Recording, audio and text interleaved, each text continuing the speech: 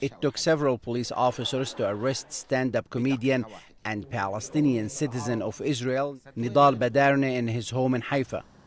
For 2 weeks, the 41-year-old comedian received several threatening phone calls from the police to cancel his shows.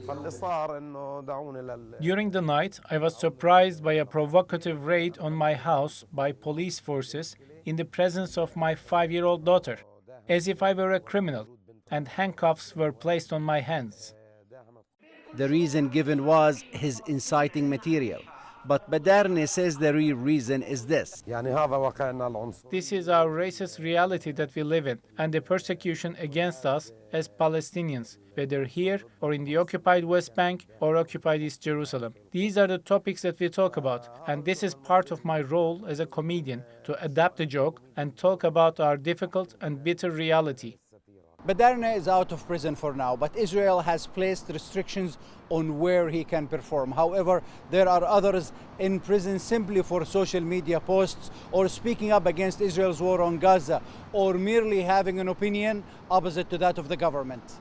On the same night, a political activist was arrested for writing a status, and the next day, journalist Saeed Hassanein was arrested on charges of incitement. Over 100 Palestinian students at Israeli universities have been investigated or suspended for online expressions.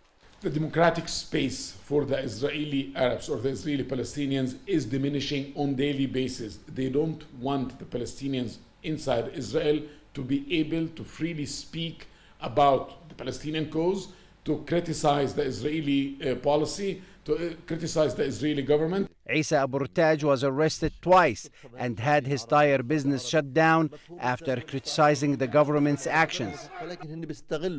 They are exploiting the events of October 7th to settle scores with people who oppose the government's policies and the occupation through incitement and systematic abuse of our people. I think the reason is complex. On the one hand, they want to silence people and teach a lesson to those who have other opinions that do not agree with the public opinion in Israel and the ruling party. There is also a state of venting anger, revenge. Israeli authorities have opened up more incitement cases against Palestinian citizens during the Israeli war on Gaza than in the previous 5 years combined.